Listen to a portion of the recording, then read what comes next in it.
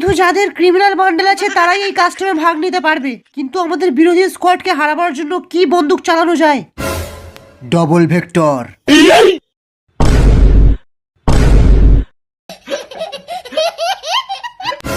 একদম ঠিক বলেছিস, আমিও ডবল ভেক্টর নেব।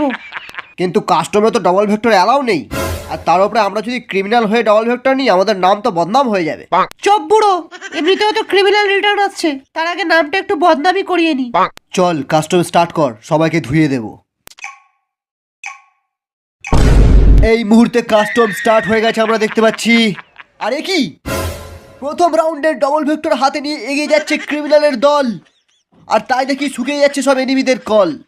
কি বলে আমি তো বুঝতেও পারছি না। এর সামনে দাঁড়াতে পারে না কোনো প্রো প্লেয়ার আর না কোনো হ্যাকার। নোবরা আমার সাথে কাস্টম খেলবে।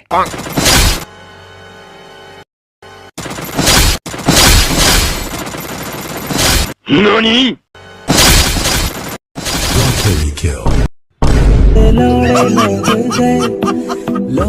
অন্যদিকে চাচার গাড়ি নিয়ে এগিয়ে যাচ্ছে আমাদের ভল্লাল, যদিও এ ছিঁড়তে পারে না কারোর একটাও বাল।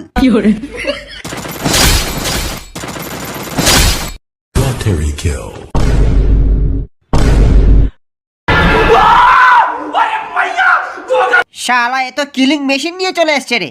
আরে নোবরার দল প্রথমে স্কাইলার দিয়ে ওয়ালটা ভাঙ, তারপর সবাইকে গুছিয়ে খেলা।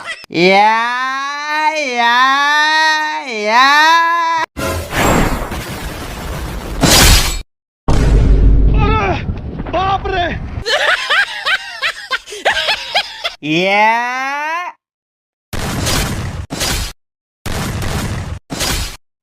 এই সালা এইবার মজা লাগবে।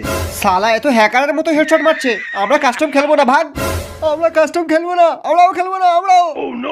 ওই সালা নোবরার দল,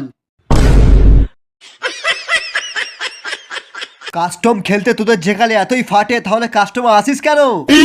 আমাদের কাস্টমে জিততে গেলে তোদেরকে নিতে হবে ডবল ভেক্টর, আর না হলে 7 গোল্লায় হেরে সবাইকে যেতে হবে যে যার ঘর।